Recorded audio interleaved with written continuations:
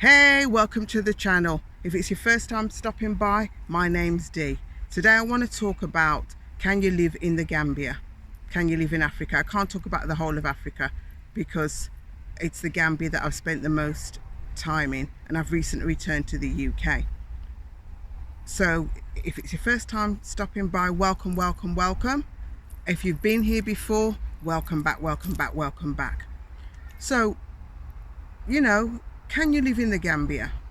Let's talk about what are your perceptions of the Gambia, because I'm going to tell you, it's not a utopia, it's not a Wakanda. Don't romanticize the place. I'm not knocking Gambia by any stretch of the imagination, or anywhere else on the continent that I've yet to discover or that I've already been. I'm just saying it isn't all that always meets the eye.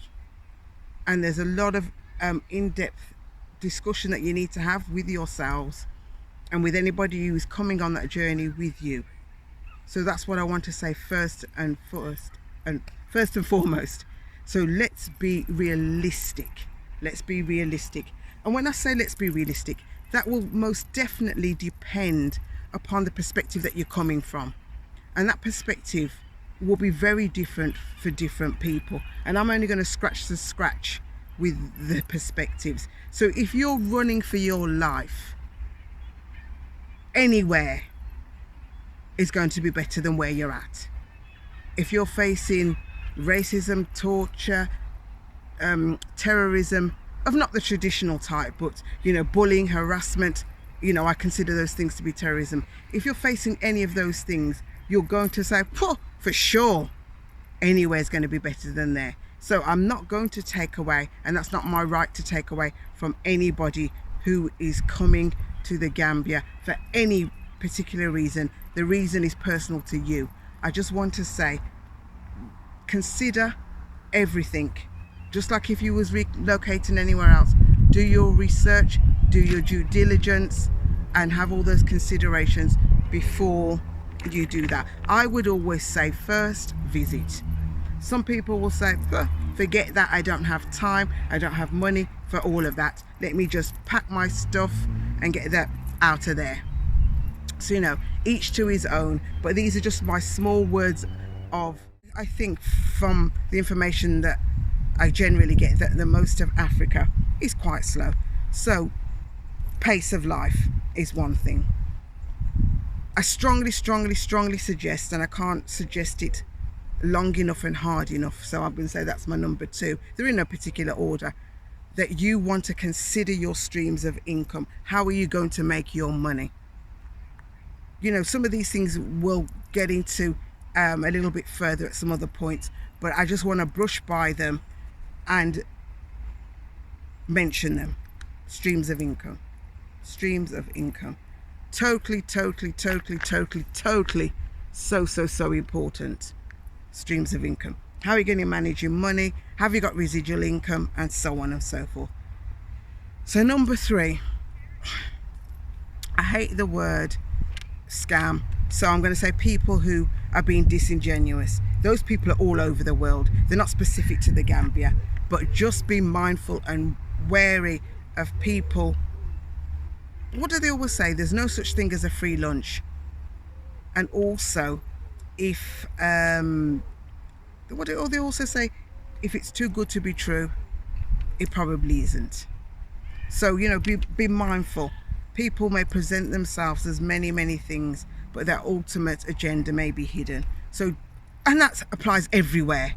But I'm just saying these are the things that I noted. So that's number 3. Number 4, healthcare.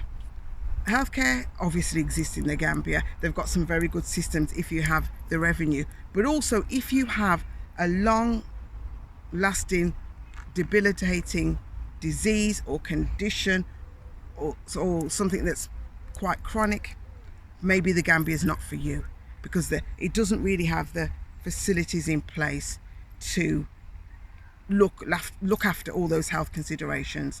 So I think we're at number 4. Accessing services generally. A lot of the services are not there because, it's developed in some ways, I would say, developed in the ways of family, community and stuff like that, but not necessarily developed in services. And if you're looking for a particular service, bring it yourself. So I think that's number 5. Number 6, banking. There are lots of banks there, and there's lots of different accounts that you can have, but are they going to be ones that are going to be right for your needs? Pursue that information as much as you can before you come. You know, get on the good old YouTube, get on the good old Google. There is information out there, so please utilize that. You know, make that consideration for, I've lost count of which number, you can count for me and put it in the comment section. Make consideration of the communities that you might live in where you currently are now, and what those communities may look like when you come to the Gambia. It will look very different. It's not going to be how it was in the West. So be mindful of that. Be mindful of that. And also ways of life. Ways of life. Your way of life in the West, even though you're coming to the Gambia for a different way of life, it's not going to be the same. There's going to be you can't just, well, you can run down to the supermarket, but it's not the same type of supermarket. Definitely not. I mean, places that I've visited, Jamaica, America, and of course England, where I live currently, the supermarkets are massive. They're huge. You can buy from A to Z in most of the supermarkets in England. In Gambia, it's not the same. And I know, I've done a vlog about supermarkets, so we don't need to spending too much time in those places, but prepare yourself for those things. This online shopping and all that kind of stuff, shop till you drop, all those facilities are not available either.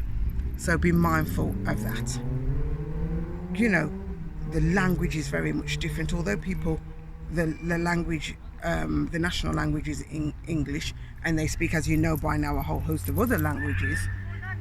But you also have to be mindful that when they speak English, it's different English. I can't explain it any other way than that, and I'll leave it at that for now, because all of these things I'm going to elaborate on a little bit further. So at this moment in time, I'm just saying,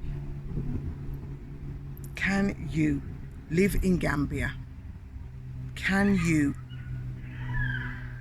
adapt yourself to new ways of living? There's the religious aspects, and that's not about, I'm not discussing anyone's religion, each to their own. You do what you got to do.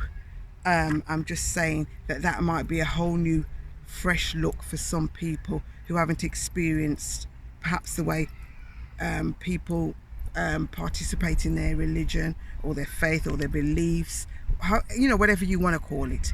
That might be, although as a general populace of people in the Gambia, they're not fussed about what you believe and what you don't believe, but they certainly will be questioning you if you don't believe what they believe, if that makes any kind of sense. Makes sense to me. But again, these are things to be mindful of. And I think probably the last thing that I wanted to say,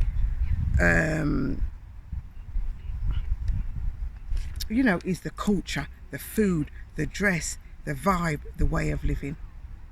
All these things are things to consider. Can you manage to live and adjust to all these changes? So the question that I posed at the beginning of the vlog was, could you live in the Gambia? That's not for me to answer, that's for you to answer. But I am just saying, here's a little bit of information that I'm putting out there for you to consider and inwardly digest, so that it can help you make your transition a little bit more. Of course, I've got my notepad, that's what that is. So that you can transition a little bit easier. Okay? So that's what that's about. So I don't think I've got anything else much more to say. But thanks for stopping by. Thanks for following the journey. And thanks for supporting. Until another good time. Walk good, peace out, Cara. You don't know, it's Dee at Dee'svillage. I'm out of here.